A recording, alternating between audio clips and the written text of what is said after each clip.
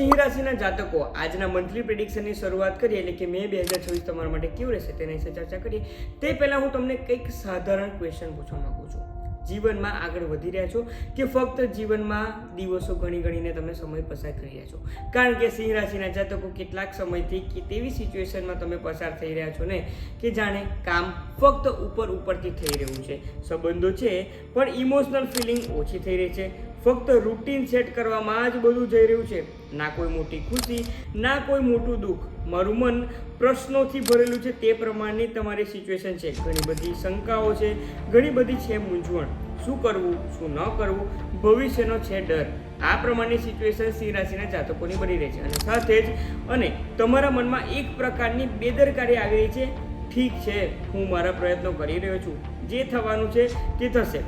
અને સૌથી મૂંઝવણ ભરી વાત તે જ છે કે આ ફિલિંગ્સને તમે કોઈને યોગ્ય રીતે સમજાવી પણ નથી શકતા. શું સાચેમાં? તમે પણ કમેન્ટમાં જણાવો કે તમારી પણ કંઈક આ પ્રમાણેની સિચ્યુએશન બની રહી છે. નમસ્કાર મિત્રો, હું છું આચાર્ય સંકેત શુક્લ અને આજના વિડીયોમાં આપણે ચર્ચા કરશું કે સિંહ રાશિના તમામ જાતકો માટે મે 2024 શું લઈને આવી રહ્યો છે તે. તો સિંહ રાશિના તમામ જાતકો, જે પ્રમાણે તમારી ચંદ્ર કુંડળી તમારી સ્ક્રીન ઉપર દેખાઈ રહી છે તે પ્રમાણે હું તમને પહેલા કહીશ કે આ રાશિફળ આપણે તમારી ચંદ્ર કુંડળીના આધારે સમજવા જઈ રહ્યા છે. એટલે કે તમારી જન્મપત્રિકાના ફર્સ્ટ હાઉસમાં કેતુ દેવતા, ત્યારબાદ જન્મપત્રિકાના સપ્તમ સ્થાનમાં રાહુ દેવતા, અષ્ટમ સ્થાનમાં શનિ અને મંગળની યુતિ, સૂર્ય બુધ જન્મપત્રિકાના નવમ સ્થાનમાં, શુક્ર દેવતા જન્મપત્રિકાના દસમ સ્થાનમાં અને ગુરુ દેવતા જન્મપત્રિકાના 11મા સ્થાનમાં વિરાજમાન છે. વળી આ મહિનામાં 4 ગ્રહો રાશિ પરિવર્તન કરવાના છે અને તે 4 ગ્રહો એટલે કે 11 મેના રોજ મંગળ દેવતા, 14 મેના રોજ શુક્ર દેવતા અને સૂર્ય બુધ 15 મેના રોજ 2 ગ્રહો રાશિ પરિવર્તન કરીને તમારી જન્મપત્રિકામાં કંઈક ચેન્જીસ લાવી રહ્યા છે. તો ચાલો ચર્ચા કરીએ કે આ મહિનો તમારા માટે શું લઈને આવી રહ્યો છે તે.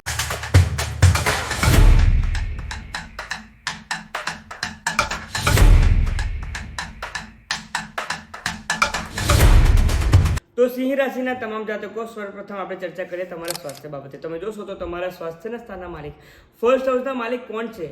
રાજા સૂર્ય દેવતા. અને સૂર્ય દેવતા જન્મપત્રિકાના નવમ સ્થાનમાં વિરાજમાન છે. સૂર્ય બુધ બુધાદિત્ય યોગ અને તે પણ પોતાની ઉચ્ચ રાશિમાં. અને ત્યારબાદ તે આવી રહ્યા છે જન્મપત્રિકાના દસમ સ્થાનમાં, જે ક્લિયર ઇન્ડિકેટ કરી રહ્યા છે કે આ મહિના દરમિયાન તમારા સ્વાસ્થ્ય બાબતે કોઈક મેજર તકલીફ આવે તેવા સંજોગો નથી બની રહ્યા. ના, કોઈ ચિંતા નથી કરવાની જરૂરત. જે કંઈ પણ મનમાં વહેમ છે તે તમામ વસ્તુ કાઢી નાખો. કોઈ મેજર તકલીફ નથી આવવાની. તેથી આગળ વધો અને તમારા જીવનમાં જે કંઈ પણ માઇલસ્ટોન અચીવ કરવા છે તે તમામ તમે મેળવો. ફક્ત અને ફક્ત માનસિક રીતે તમે સ્ટ્રોંગ રહેજો કે મારા સ્વાસ્થ્ય બાબતે મને કંઈ તકલીફ થવાની નથી.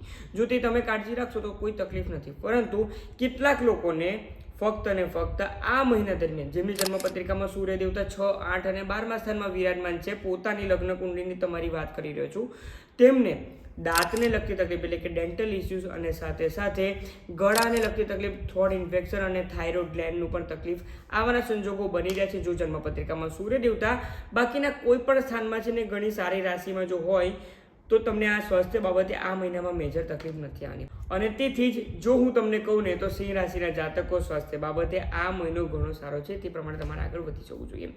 વાત કરીએ તમારા ફાઇનાન્સીસ બાબતે. ફાઇનાન્સ સ્થાનના માલિક બુધ દેવતા કે જે છે છત્રછાયામાં તમારા રાશિના માલિક સાથે છે, એટલે કે 15 મે સુધી પણ તેમના સાથે છે, 15 મે બાદ પણ તેમના સાથે તમારા કરિયરના સ્થાનમાં છે. ફાઇનાન્સીસ બાબતે અત્યાર સુધી જે કંઈ પણ તમે લેગિંગ કરી રહ્યા હતા, પાછળ પડી રહ્યા હતા ને, તો કોઈક એક્સ્ટ્રા સોર્સ ઓફ ઇન્કમ કે કોઈ પણ રીતે કોઈના સાથે પાર્ટનરશિપ કરીને તમે ફક્ત આગળ વધો.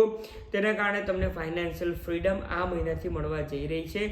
તેથી હું તમને કહું છું કે આ સમયનો લાભ ઉઠાવો. જો કોઈ નવું સ્ટાર્ટઅપ કરવાનું પણ પ્લાનિંગ કરી રહ્યા હતા ને તો કરો, કારણ કે ફાઇનાન્સીસ બાબતે સિંહ રાશિના જાતકો આ મહિનો તમારા માટે 1 નંબર રહેવાનો છે.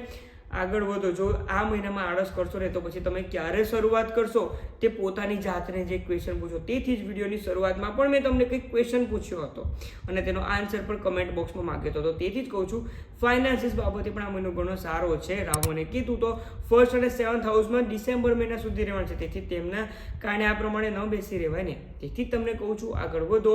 જે જીવનમાં કહું છે તમામ વસ્તુ પ્રાપ્ત કરો અને જીવનમાં લક્ષ્મીજી અને ફાઇનાન્શિયલ ફ્રીડમ પ્રાપ્ત કરવાનો પ્રયત્ન કરો. વાત કરીએ તમારા સંતાન બાબતે. સંતાન સ્થાનના માલિક કે જ્યાં વિરાજમાન છે ધનુ રાશિ, અને ધનુ રાશિના માલિક ગુરુ દેવતા છે જન્મપત્રિકાના 11મા સ્થાનમાં. તમારા સંતાન જે છે તે બાબતે સારું તો છે, પરંતુ તમારા સંતાન હવે થોડાક ઓવર સ્માર્ટ પણ બની રહ્યા છે તેવા તમને સંજોગો દેખાઈ રહ્યા છે. એટલે કે નાની નાની વાતે જે તમારી મોટા લોકોની વાત હોય તેમાં તે વધારે ઇન્વોલ્વ થઈ રહ્યા છે, તે પ્રમાણે સંજોગો બની રહ્યા છે. અને બીજી રીતે તેમનો થોડો સ્ટબર્ન નેચર થઈ રહ્યો છે, એટલે કે થોડુંક જિદ્દીપણું વધારે આવી રહ્યું છે.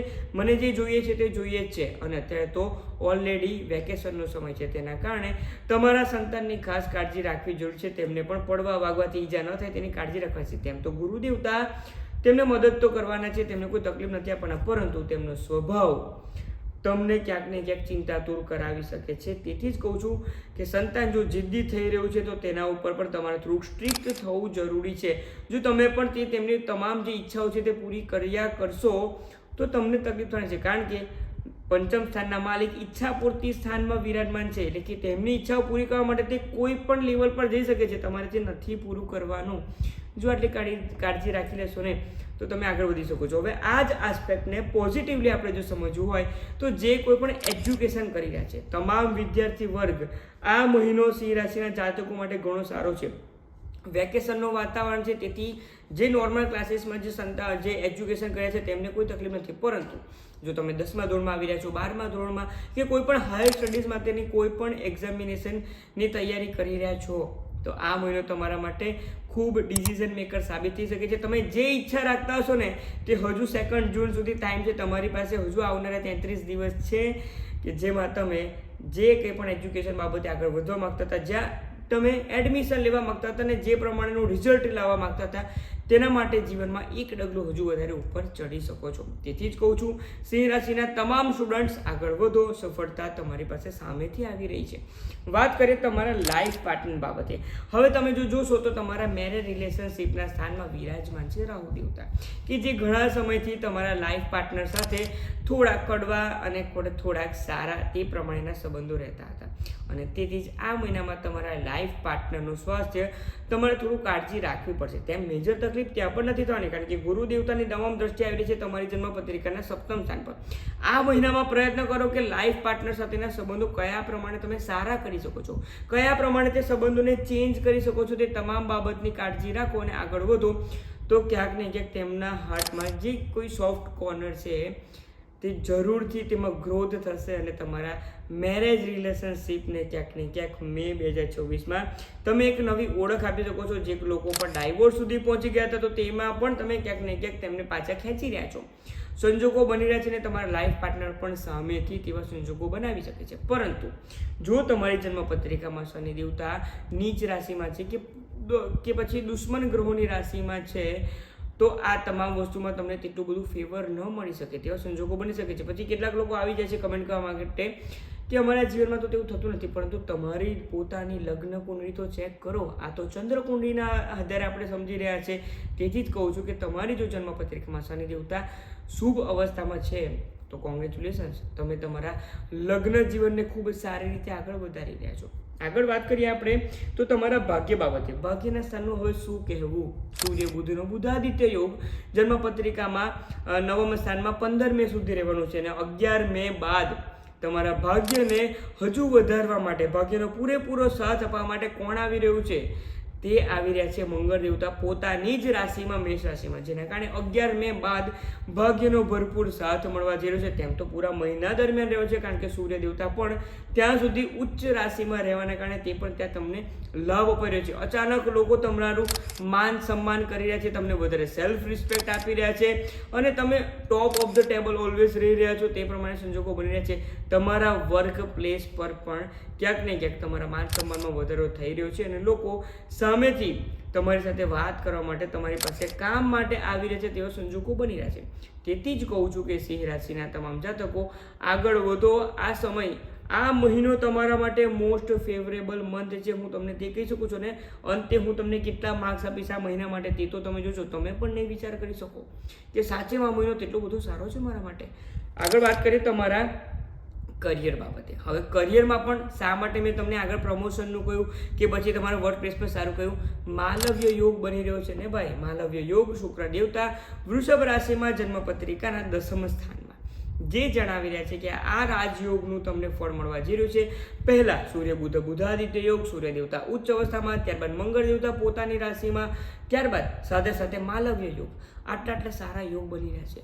આનાથી તો કોઈ પણ વ્યક્તિની પોઝિટિવિટી આવી જાય કે ફક્ત ને ફક્ત મારે મારું કર્મ કરવાનું છે, હું જે આગળ વધવા માગું છું તેમાં ફક્ત મારે થોડું હજુ 1% હજુ વધારે ટ્રાય કરવાનું છે.